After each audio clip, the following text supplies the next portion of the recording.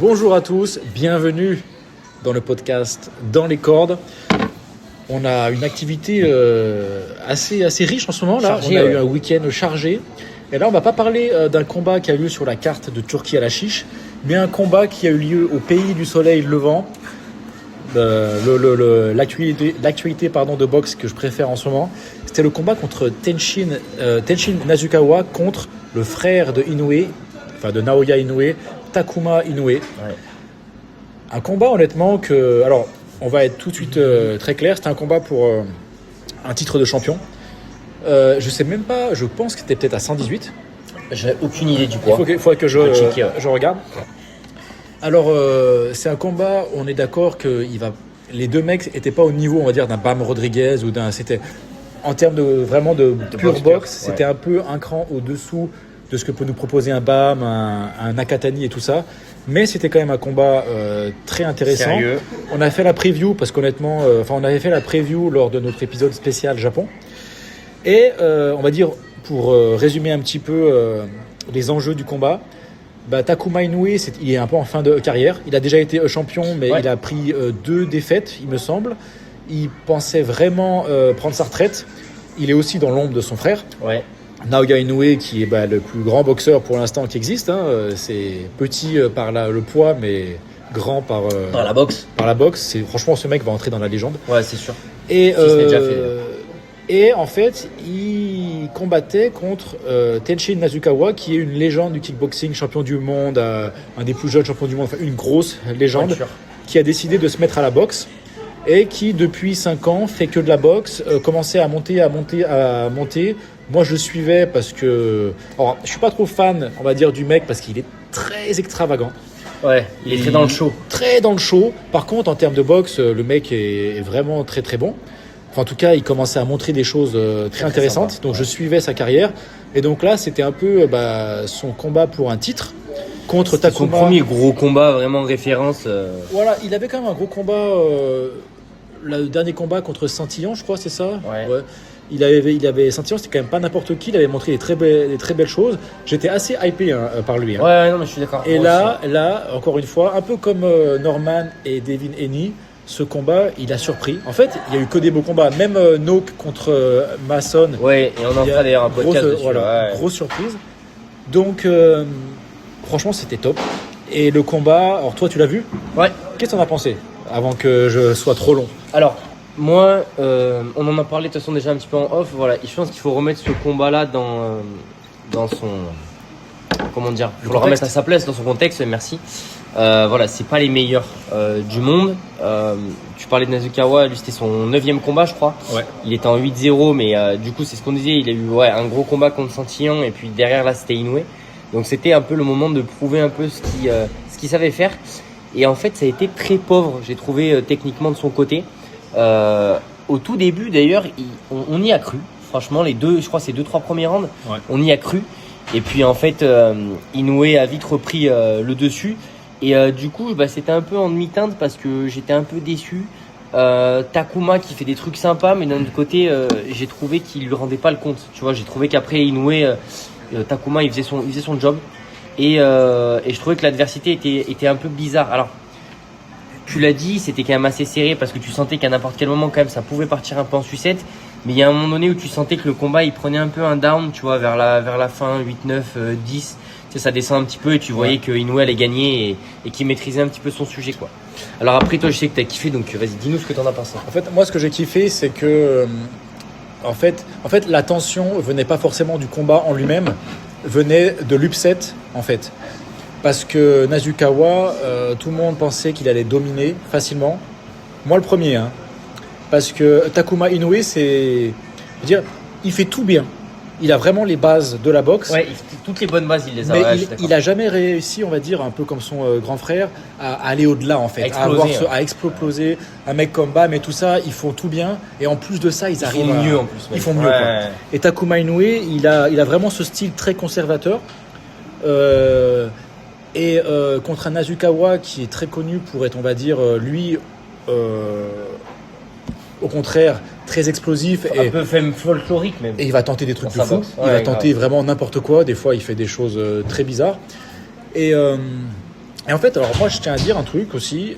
Nasukawa, en fait, il se cherche un peu au niveau de la boxe. Ouais. Contre Santillan et en 2023-2024, il avait commencé à... C'est un gaucher. On sentait qu'il avait été beaucoup inspiré par les mecs comme Lomachenko, comme Bam et tout ça. Et en fait, tout son jeu était basé sur les angles, en fait. Donc, il faisait les pivots et tout ça. Et contre Santillan et tout ça, il avait montré des super choses, des super mouvements de tête, avec une garde solide, un beau jeu de jambes, des pivots. Ce que j'aime bien aussi avec Nasukawa, c'est qu'il est facile à suivre, dans le sens où c'est une star au Japon, donc il fait pas mal d'exercices, on va dire, de sparring ou d'entraînement qui sont publics. Donc, on peut voir un peu son évolution.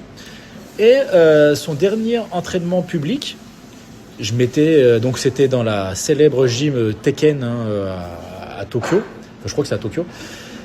Et ben en fait, j'avais regardé, je m'étais dit c'est bizarre. Donc il avait fait du shadow, il avait fait une séance de sparring et son shadow était, comme tu dis, très pauvre, très très droit. On voit qu'il essayait de baser tout sur la rapidité. Ouais. Lors du sparring, il avait fait pareil, en fait, très droit, pas grand chose. Il essayait vraiment juste de toucher par rapidité et de s'en aller. Et là, je m'étais dit, c'est bizarre parce que justement, il allait dans une direction opposée avant et ça marchait bien. Ouais. Donc, je m'étais dit, peut-être que le mec, il cherche à pas montrer son jeu, en fait. Parce qu'en en Ouais, plus, comme des fois ils le font, ils savent qu'ils vont faire un sparring, ça va être filmé, tu te voilà, dis, c'est ça. Ouais. Tu caches un petit peu. Ouais, tu casses voilà. ton jeu. Et lors des premiers rounds, les premiers rounds les 3 premiers rounds étaient pour Nasukawa. Parce qu'il faut avouer que sa rapidité, quand même, il est très rapide. Ouais, il était flashy, il est très explosif. Mais en termes de jeu de jambes et tout, très pauvre. Très pauvre. Et Inoue, Takuma, donc il a perdu les 3 premiers rounds, mais il s'est pas démonté. Et il a commencé à... Il est resté dans le truc, hein. Ouais. Il est resté dans le truc et il a commencé... En fait aussi, il faut avouer que Nasukawa, vu que c'est pas un boxeur, on va dire... D'anglaise. il va avoir des problèmes de puissance. Je veux dire, l'anglaise, c'est très spécial, très spécifique pour vraiment mettre des coups avec la puissance. Il faut avoir des bases de jambes solides. Et quand tu viens du kickboxing, c'est quand même assez dur de... Je suis d'accord. Voilà. Mais Les appuis sont pas du tout les mêmes. c'est ça. Après, il a fait le boulot. Je veux dire, on voit que là, il a quand même de la puissance et tout. Mais on voit que Inoue, il s'est pas démonté. Il a commencé à contrer le jab de Nasukawa avec son jab à lui. Et juste ça a suffi un peu à déstabiliser Nasukawa. Et, Il a perdu ses moyens. Une fois que Takuma il a réussi à prendre la distance, il a réussi à comprendre que... En fait, je pense que tout le long du combat, Takuma Inoue, il s'est dit ok, là, il va commencer à faire des trucs de fou. Et c'est jamais arrivé. Ouais. Pardon, c'est jamais arrivé. Et en fait, plus ça allait au contact, plus il commençait à se rentrer dedans, plus c'était en faveur de Takuma Inoue. Ouais, on voit qu'à l'intérieur, Takuma Inoue, à un moment, il a mis un triple uppercut. Il commençait aussi en sortie. Souvent, c'était assez brouillon quand ils étaient à l'intérieur. Et en sortie, Nasukawa, en fait, il sortait un peu la tête en l'air. Et c'est là où Inoue, il mettait un crochet bien court. Et c'est là où on voit que Takuma, c'est un boxeur, entre guillemets, un vrai boxeur avec plus d'expérience. C'est qu'en fait, toutes les erreurs de Nasukawa, en fait, il en a profité. Bien sûr. Et le problème, c'est que Nasukawa, il commençait à se prendre pas mal de coups. Et il n'a pas eu de plan B, en fait. Non. Et moi, ce que je trouve incroyable, c'est que contre Santillan et tout ça, tous ces pivots, ces mouvements de tête, je pense que ça aurait été... Je crois qu'au 9e round, il a commencé à bouger un peu plus. Et pardon. Ça a mis Takuma un peu en difficulté. Ouais. Mais c'était pas quelques assez... actions, mais en fait, à chaque fois, il se prenait le dernier coup. Quasiment. C'est ça. Et à la fin, il a au 12e round, c'était limite un peu ridicule. Il a commencé à envoyer des coups genre super larges et Takuma, il mettait ses coups entre ses coups et il y a tous ces coups qui passaient. Écoute, moi je suis un peu déçu pour Nasukawa, mais en même temps,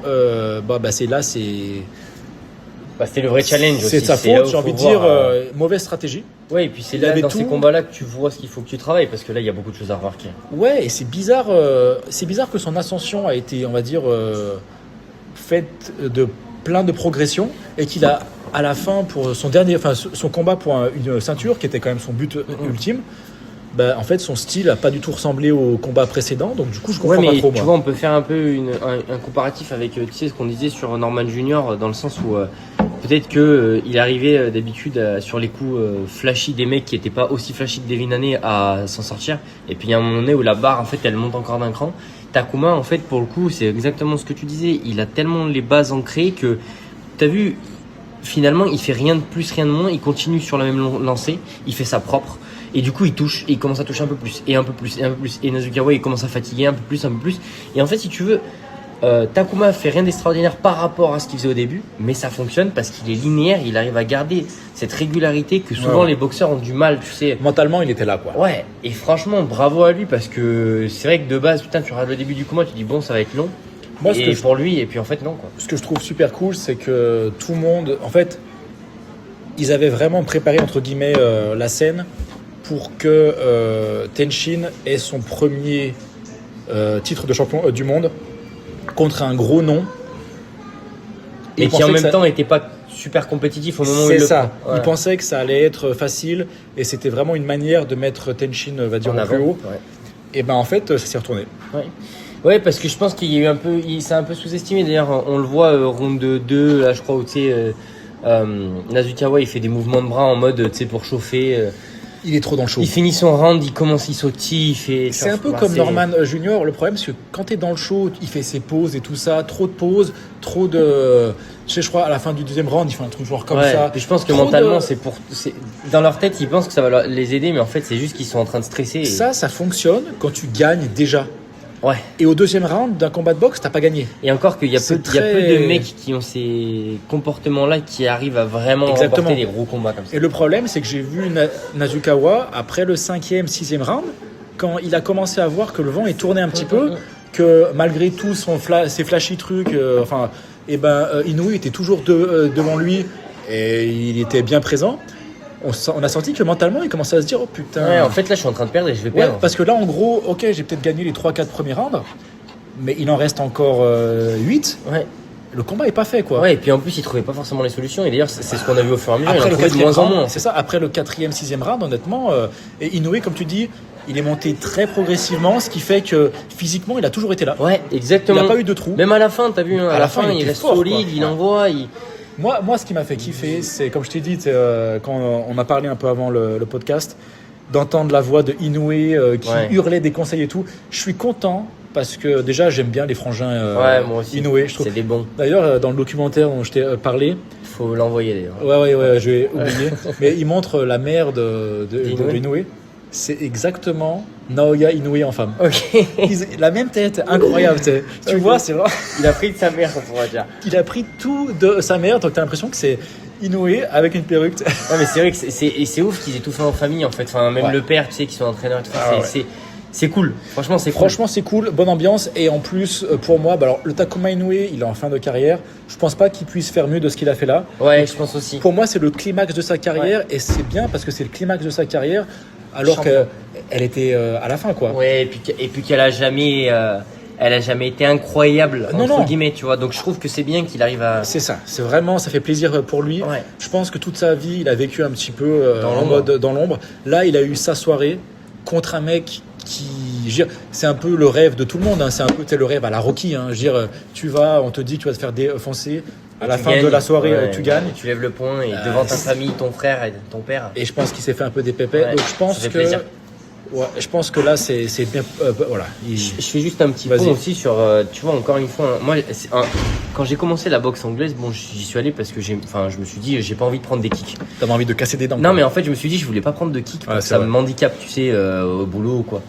Et en fait, ça fait plusieurs fois que j'entends des mecs, donc soit Jérôme Le Banner, soit tu vois, là, je vois Nasukawa, machin. La boxe anglaise, c'est dur. La boxe anglaise, c'est très dur. Et c'est vraiment pour moi et en fait pour beaucoup d'autres, c'est un sport à part dans les sports de combat. Et tu vois, il n'y a pas d'utilisation des jambes, mais il y a un moment donné où tes jambes, il faut arriver à les fixer et arriver à faire quelque chose avec pour qu'il y ait un transfert qui se passe en haut. Et on se rend bien compte, tu vois, que même là, un gars qui était à très haut niveau, même champion du monde, comme tu disais, avec Nasukawa, que c'est encore pas gagné pour vraiment arriver au plus haut niveau dans ce sport-là, quoi. Je suis d'accord. Moi, il y a un truc qui m'a un peu toujours choqué. Moi, j'ai fait un peu du Viet Vo Dao quand j'étais ado. C'était super chiant, c'était que des katas, j'ai vraiment pas aimé. Et justement, c'était très codifié. Quand tu faisais des sparring et tout ça, c'est très codifié. Donc, en gros, tu te fais chier. Un peu à la même manière qu'apparemment la boxe française aussi. Ouais, ils disaient ouais. qu'ils ont des combos un peu spécifiques. C'est un peu tous les arts Tu martiaux peux pas un peu comme enchaîner, ça. Ouais. par exemple, tant de coups d'en haut s'il n'y a pas de coups d'en bas. Exactement. Et c'est vrai qu'il y a beaucoup de gens qui font de la boxe anglaise, la première chose, et qui viennent d'autres sports avec les pieds et tout ça, les pieds-points. C'est dur, quoi. En fait, ils disent que ce qui est très dur, et c'est vrai que c'est bizarre parce que tu dis les sports avec les pieds, le kickboxing et tout, moi Ça je me vois, fait peur. je vois des vidéos de mecs qui se prennent des coups de tibia dans Ouais, ouais. la mâchoire, ça me fait grave peur. Et en fait, quand ils font des sparring en boxe anglaise, ils se disent la boxe anglaise, on s'en prend tellement dans la Ouais, gueule. ils ont du respect, vraiment du respect pour Bah, ça. c'est vrai que la boxe anglaise, on s'en prend dans la gueule. Ouais. Et ça Bah, fait peur un petit peu, parce que c'est vrai qu'il faut être. Après, moi, en ça fait, m'excite, mais oui, non, mais c'est excitant. Mais c'est vrai qu'il Ah, mais faut, c'est il faut dangereux. être prêt. C'est dangereux. On peut pas faire de la boxe anglaise en fumant à côté, en buvant et en se disant je vais le dimanche faire du sparring parce que ça me fait. Enfin, en tout cas, pour moi, c'est pas comme ça que je vois le truc, quoi. C'est trop dangereux. Disons qu'à un moment donné, ouais, il faut un peu de sérieux. Et après, je crois que c'est 80% des coups qui sont mis au visage, un truc comme Ah bah, ça. c'est Je sais même pas ça. si Ouais, c'est pas, ouais. je sais même pas si c'est pas plus. Et puis, de toute façon, les coups que tu prends au corps, ils font pas plaisir non plus. C'est même pas, je veux dire, Ouais. limite les coups à la tête, ça fait moins mal qu'un gros coup au corps. Ouais, moi je préfère. Ouais, Le je préfère problème, prendre c'est un que coup à la mâchoire. Le coup à la tête, tu le sens quand même pendant une semaine après. Ouais, le problème, c'est que quand t'as 60 ans, enfin bon. Voilà. Mais en tout cas, Mais en tout cas, content pour la boxe anglaise du coup, parce que ça montre quand même que voilà, quand t'es un boxeur d'anglaise, eh ben c'est pas le premier Ouais. bonhomme qui arrive, pourtant champion du monde, qui peut te déloger, quoi. C'est ça. Ça fait plaisir. Et encore une fois, les Japonais, là, moi j'ai regardé la carte, il y avait une super carte, je ne vais pas être trop long. Il y avait un petit jeune, je crois que c'était son 3e combat, et il a affronté Quadras. Donc Quadras, bon, un peu vieux, c'est un mec, un champion du monde. Bam Rodriguez l'a battu, Chocolatito l'a battu, mais ça faisait partie un peu des stars mexicaines d'il y a quelques années. Et là, alors je crois que le japonais s'appelle Tsuboi, je peux me tromper dans la prononciation. Et le mec a battu Quadras lors de son 3e combat d'une manière franchement très très impressionnante. Il l'a stoppé. 3e Je combat. regarderai le combat. Ouais, je t'enverrai. Le mec est quand même assez balèze. Donc, C'est en quoi comme catel? je crois que c'était pareil, 115 ou Ok, 118. d'accord. Donc je pense qu'au Japon, il y a encore des belles perles qui vont arriver. Ouais, on a des belles choses à voir. Ça fait plaisir. Turquie va se faire plaisir. Ouais.